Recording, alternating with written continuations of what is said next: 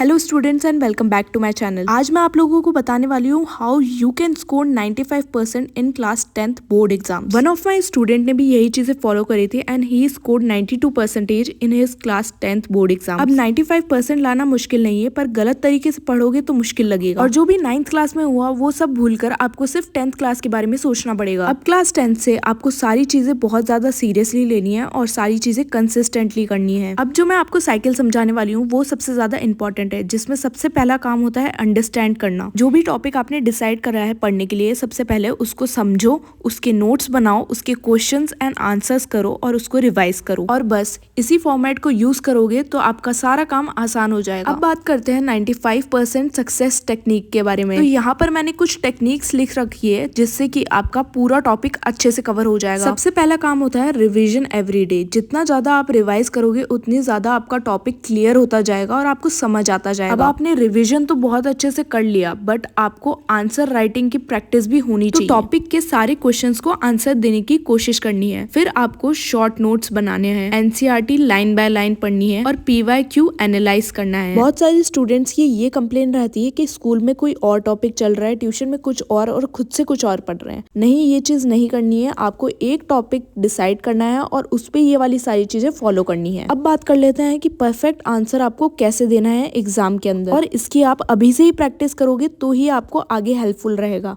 सबसे पहले आपका जो टॉपिक है उसकी हेडिंग डाल दो, जो भी क्वेश्चन है उसकी हेडिंग डाल दो। फिर डेफिनेशन 1 लाइन 2 लाइन 3 लाइन जितनी भी आपको ऐड करनी है वो।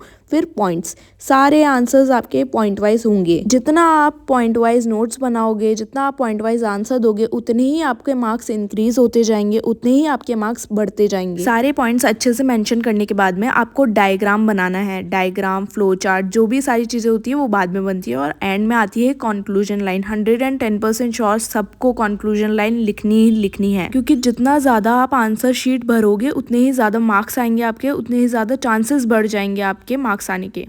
अब हम बात कर लेते हैं नोट्स मेथड के बारे में। तो आपको नोट्स एक्चुअल में बनाने कैसे? कोई भी टॉपिक है जो कि आपका 20 पन्नों का है, उसको आपको कन्वर्ट करना है चैट जीपीटी की हेल्प से सिर्फ सिंगल पेज के अंदर, और उसको लिखना है आपको कॉपी के अंदर। अपने ही हाथों से लिखना है, उसको प्रिंट नहीं करवाना है ताकि आपको ये याद हो। फिर आपको करना है 5 मिनट उसको रिवाइज, अच्छे से उसको रिवाइज करो। फिर जब भी आपका एग्जाम होगा, रिविजन टेस्ट होगा, तो यही एक पन्ना आपके काम आएगा पूरे साल। तो ये थी कुछ बातें जो कि आपको ध्यान रखनी है। और अब मैं आपको बताती हूँ what to do, how to do and उस चीज का रिजल्ट क्या रहेगा। सो मैंने ये टाइम टेबल बनाया है आपके लिए। आप चाहो तो खुद का अलग भी बना सकते हो, पर सबसे पहला काम जो होता है वो होता है एनालाइज करना। किसी भी टॉपिक को स्टार्ट करने के बाद में उसको एनालाइज करो पेपर को। जैसे अपने मैथ्स वाला टॉपिक लिया है कोई, तो उसको एनालाइज करो चैट जीपीटी की हेल्प से।